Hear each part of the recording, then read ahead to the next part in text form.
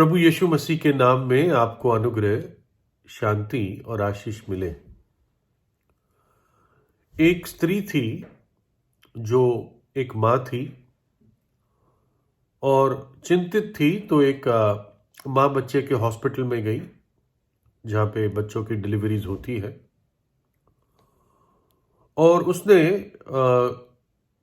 उस डॉक्टर से बात की जो उस समय था। कहा कि देखो डॉक्टर साहब, ऑलरेडी मेरा एक बच्चा है जो अभी बस 1 साल का होने वाला है और अब मैं दोबारा प्रेग्नेंट हूं और इस डिलीवरी को मैं संभाल नहीं पाऊंगी। तो डॉक्टर समझ गया वो क्या कहना चाह रही थी।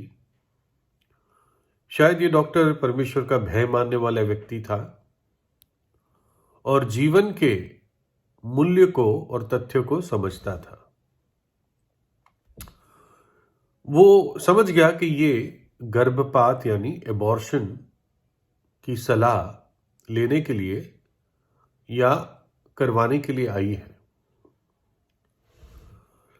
तो उस डॉक्टर ने थोड़ी देर सोचा और फिर उसको कहा कि मैं आपको एक कुछ और अच्छी सलाह बता सकता हूं, अगर आप सुनना चाहें तो। डॉक्टर ने कहा कि जो मैं सलाह बताऊंगा वो आपकी सेहत के लिए अच्छा होगा और आपके जीवन पे कष्ट कम होगा। फिर डॉक्टर ने कहा, देखो आपके सामने अभी 2 बच्चे हैं, एक जो ऑलरेडी आपके घर में है जो अभी 1 साल का होने वाला है और दूसरा जो जन्मने वाला है कुछ महीनों बाद, शायद 8 महीने 9 महीने जब भी। तो क्यों ना ऐसा करे कि जब दोनों बच्चे हैं तो जो है आपके घर में उसी को मार दे। इससे आपके शरीर को कष्ट कम रहेगा। दूसरी बात, आपको और समय मिल जाएगा इस आने वाले बच्चे के लिए तैयार होने के लिए। और बच्चा आप एक ही चाहते हैं तो फिर एक ही बच्चा रहेगा, तो जो है उसको मार देते हैं। तो वो सुन के एकदम भयभीत हो गई कि ये क्या कह रहा है डॉक्टर, मेरे जिंदा बच्चे को मारने की बात कर रहा है।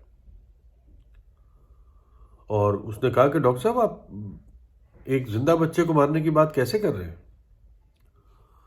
और थोड़ी सी वो पीछे हट गई कि ये कुछ ठीक नहीं लग रहा है मुझे, मैं तो भरोसे के साथ इसको सारी बात बता रही हूं। तो तब फिर उस डॉक्टर ने और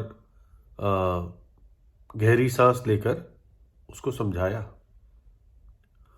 कि बच्चा चाहे गर्भ में हो, बच्चा चाहे जन्म ले चुका है, बच्चा तो बच्चा ही है, तुम्हारा ही है और एक जीवित व्यक्ति है, वो एक जीवित प्राण है। तो डॉक्टर ने एक कड़वी रीति से सत्य को बताया, लेकिन वो उसको समझ में आया। कड़वा सच था, लेकिन उस स्त्री ने ना केवल दूसरे बच्चे की भी डिलीवरी उसकी हुई, लेकिन उस डॉक्टर की सलाह से उस स्त्री ने एक बड़े पाप करने से, एक गुनाह करने से, एक ऐसी गलती करने से रोक दिया उसको। वो रुक गई। एक ऐसी गलती जो शायद और पाप जो वो भूल ना पाती और हमेशा उसके लिए आत्मगिलानी करती रहती। एक बच्चा जो मां के गर्भ में होता है वो परमेश्वर की सृष्टि का प्रतिफल है। वचन में भजन 139 में लिखा हुआ है, भजन लिखने वाला कहता है, मैं तेरा धन्यवाद करूंगा इसके लिए कि मैं भयानक और अद्भुत रीति से रचा गया हूं। तेरे काम तो आश्चर्य के हैं और मैं इसे भली भांति जानता हूं। जब मैं गुप्त में बनाया जाता और पृथ्वी के नीचे स्थानों में रचा गया था, तब मेरी हड्डियां तुझसे छिपी नहीं थी। तेरी आंखों ने मेरे बेडौल तत्व को देखा, और मेरे सब अंग जो दिन दिन बनते जाते थे, वे रचे जाने से पहले तेरी पुस्तक में लिखे हुए थे। वो बच्चा जो एक दिन का है, उसी दिन से बढ़ने लगता है, उसका शरीर बनता है, उसकी हड्डियां बनती हैं, वो डेवलप होता है, वो जीवित है, और करीब 9 महीने में फिर उसकी डिलीवरी होती है। एक जीवित बच्चा दुनिया में आता है, पहले भी जीवित था। कोई भी मनुष्य का प्राण, मनुष्य का जीवन परमेश्वर की दृष्टि में बहुमूल्य है। हर एक जीवन। वचन में कुछ हिस्से में पढ़ रहा हूं उत्पत्ति से। और निश्चय, परमेश्वर कहता है, और निश्चय मैं तुम्हारा लहू अर्थात प्राण का पलटा लूंगा। कोई किसी व्यक्ति को मार दे तो परमेश्वर शांत नहीं बैठेगा, उस व्यक्ति को दंड मिलेगा। मनुष्य के प्राण का पलटा मैं एक एक के भाई से लूंगा। यानी दूसरा मनुष्य जो उसको मारता है, एक व्यक्ति को, परमेश्वर उस मारने वाले को दोषी ठहराएगा। जो कोई मनुष्य का लहू बहाएगा, उसका लहू मनुष्य ही से बहाया जाएगा, क्योंकि परमेश्वर ने मनुष्य को अपने ही स्वरूप के अनुसार बनाया है।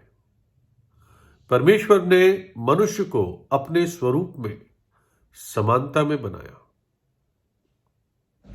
लिखा एक जगह और, फिर जो कोई किसी मनुष्य को प्राण से मारे वह निश्चय मार डाला जाएगा। इतना मनुष्य के जीवन को परमेश्वर मूल्य देता है, क्योंकि केवल मनुष्य ही है जिसको परमेश्वर ने अपनी समानता में बनाया। किसी और प्राणी, पक्षी, मछली को नहीं बनाया। वो सब मनुष्य के अधीन रहने के लिए बनाया, लेकिन एक मनुष्य ही है जिसको परमेश्वर ने अपने स्वरूप या समानता में बनाया। खैर, आज से करीब 2020 साल पहले एक समय था, एक ऐसा पल था जब परमेश्वर मनुष्य के समानता में इस जगत में आया। परमेश्वर मनुष्य के समानता में इस जगत में आया, और मनुष्यों ने उसके साथ कैसा बर्ताव किया। लिखा है, वह जगत में आया और जगत उसके द्वारा उत्पन्न किया गया था, और जगत ने या संसार ने उसे नहीं पहचाना। वह अपने घर आया और उसके अपनों ने उसे ग्रहण नहीं किया। संसार ने प्रभु यीशु मसीह को ग्रहण नहीं किया। उसको कलवरी के क्रूस पर 3 किलो के जरिए टांग दिया। वो मनुष्य के रूप में इस धरती पर आया ताकि मनुष्य के साथ बात कर सके, उसको आने वाले प्रकोप से बचा सके, उस आने वाले खतरों की चेतावनी दे सके कि मन फिराओ, परमेश्वर का राज्य निकट है, पश्चाताप कर लो। नहीं करोगे तो परमेश्वर के राज्य में नहीं जाओगे। भयानक नरक का दंड इंतजार कर रहा है। एक जो सबसे बड़ा धर्मगुरु था उस समय का, उस क्षेत्र में, देखिए वो क्या कहता है। तब उनमें से कैफा नाम एक व्यक्ति ने, जो उस वर्ष का महायाजक था, उनसे कहा, तुम कुछ भी नहीं जानते और ना ये सोचते हो कि तुम्हारे लिए भला है कि हमारे लोगों के लिए एक मनुष्य मरे, और ना ये कि सारी जाति नाश हो। वो योजना बना रहा था कि हम एक को बलि का बकरा बना देते हैं, क्योंकि रोमी राज था। तो उन्होंने प्रभु यीशु मसीह को इस प्रकार से मारने की साजिश की, उस पे झूठे झूठे इल्जाम लगाए, ऐसे इल्जाम जो उस समय में उस कानून के अनुसार मृत्यु दंड दिया जाता था। और बताइए, कहने के लिए वो सबसे बड़ा धर्मगुरु था। तो धर्म ने, सृष्टि ने कैसे सृष्टिकर्ता के साथ बर्ताव किया? वो अपनों के पास आया, उसके अपनों ने उसको ग्रहण नहीं किया। जिस सृष्टि को उसने बनाया था, जिस मनुष्य को, उस सृष्टि ने सृष्टिकर्ता को घसीट के कलवरी के क्रूस पर 3 किलो के जरिए कोड़े मार के, उस पर थूक के, उसको मुक्के मार के, थप्पड़ मार के, बुरी बुरी बातें कह के उसको क्रूस पर चढ़ा दिया। और ये मेरे और आपकी सजा थी जो उसने अपने ऊपर उठाई। अपना प्राण देकर वो तीसरे दिन जी उठा, अपना पवित्र लहू बहा दिया ताकि मैं और आप बच जाए, भयानक दंड से बच जाए। उस डॉक्टर की बुद्धिमानी से वो स्त्री एक बहुत बड़े पाप करने से बच गई।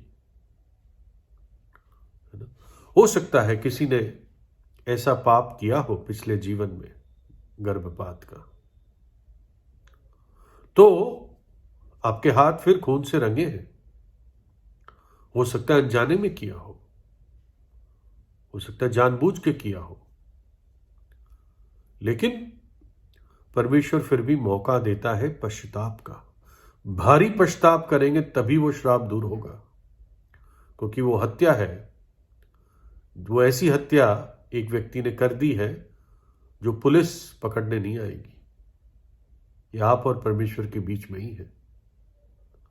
इसलिए भारी पश्चाताप, तब यीशु का लहू उन गाढ़े गाढ़े खून के धब्बों को, जो इस बच्चे का था, यीशु का लहू ही उन गाढ़े धब्बों को दूर कर सकता है।